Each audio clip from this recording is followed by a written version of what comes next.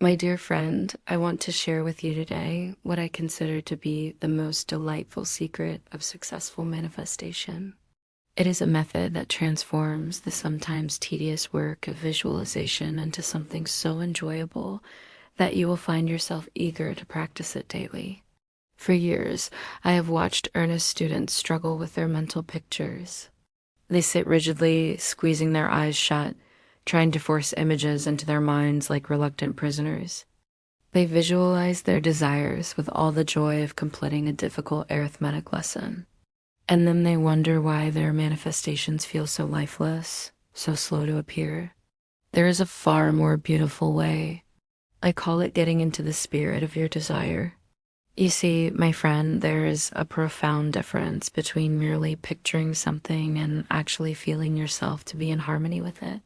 When you simply visualize, you remain separate from your desire, observing it from the outside like a visitor peering through a shop window. But when you get into the spirit of what you want, you step through that window and make yourself at home. Let me give you an illustration that will make this crystal clear. Imagine you wish to feel joyful, but you spend your evening listening to sorrowful music while dwelling on melancholy thoughts. How impossible it would be to genuinely feel joy under such conditions. You cannot be in tune with sadness and expect to vibrate with happiness.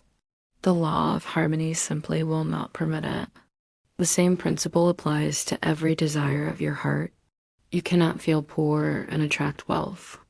You cannot feel unloved and draw love to yourself. You cannot feel like a failure and manifest success. You must match the inner feeling of your desire if you wish to see it reflected in your outer world. This is where most people stumble. They focus so intently on what they lack that they remain in perfect harmony with lack itself. They affirm abundance while feeling empty. They visualize love while feeling lonely. They picture success while drowning in thoughts of inadequacy. But there is such a simple remedy, and it is far more enjoyable than you might imagine. Instead of fighting against your current circumstances, you begin to cultivate the inner state that corresponds to your fulfilled desire. You practice feeling wealthy before the money arrives. You practice feeling loved before your perfect companion appears. You practice feeling successful before the world acknowledges your achievements. Now, you might ask, how does one feel wealthy when the bank account suggests otherwise? How does one feel loved when sitting alone? How does one feel successful when surrounded by apparent failures? The answer lies in understanding that feelings are not dependent upon outer circumstances. Feelings arise from within, from the thoughts you choose to entertain and the focus you decide to maintain. You have far more control over your inner state than you realize. Let me share some practical methods that will help you get into the spirit of your desires. If you wish to attract greater abundance, begin by appreciating what you already possess. Take the money in your purse or wallet, however modest the amount, and really feel its energy. Hold it with gratitude. Remind yourself that this money represents the substance of the universe taking form for your use. Feel wealthy in this moment, not because of the amount, but because you recognize your connection to infinite supply. Better yet, visit a beautiful store filled with lovely things. You need not purchase anything. Simply walk through and allow yourself to feel what it is like to be surrounded by abundance. Notice how it feels to be in an atmosphere where beautiful things are plentiful. Let that feeling of richness fill your consciousness. This is not about coveting what others have. This is about attuning yourself to the frequency of abundance itself. If love is what your heart desires, then begin by creating loving experiences for yourself right now. Prepare yourself a beautiful meal, not because you are hungry, but because you deserve to be nourished with care. Buy yourself flowers, not because it is a special occasion, but because you are worthy of beauty. Take a luxurious bath by candlelight, not as an indulgence, but as an act of self-cherishing. As you do these things, pay attention to how it feels to be treated with love and consideration. Let this feeling expand within you until you genuinely feel cherished and valued. When you can generate this feeling for yourself, you become a magnet for others who will reflect the same loving energy back to you. For those seeking success and recognition, I suggest you begin by dressing the part. Choose clothing that makes you feel capable and confident. Even if you work alone in your home, spend an hour wearing something that makes you feel like the successful person you are becoming. Notice how this changes your posture, your voice, even your thoughts. Arrange your workspace as a successful person would.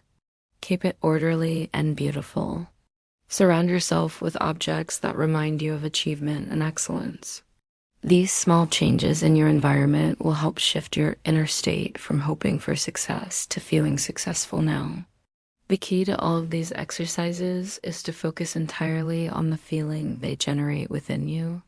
You are not trying to convince yourself of something that is not true.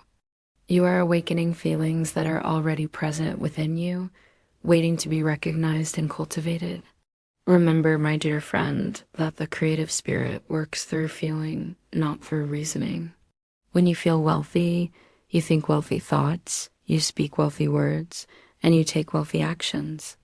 The universe responds to this inner state by providing experiences that match it.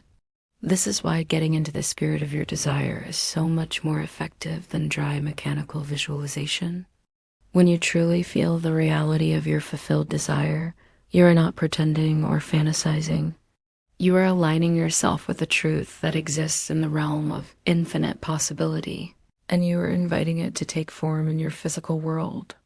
The most wonderful aspect of this approach is how natural and enjoyable it becomes.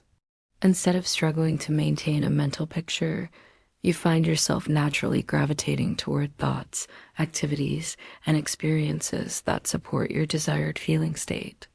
Instead of forcing yourself through a daily visualization routine, you begin to live in a way that keeps you in harmony with your heart's desires. There's no strain in this method, no desperate grasping or anxious effort.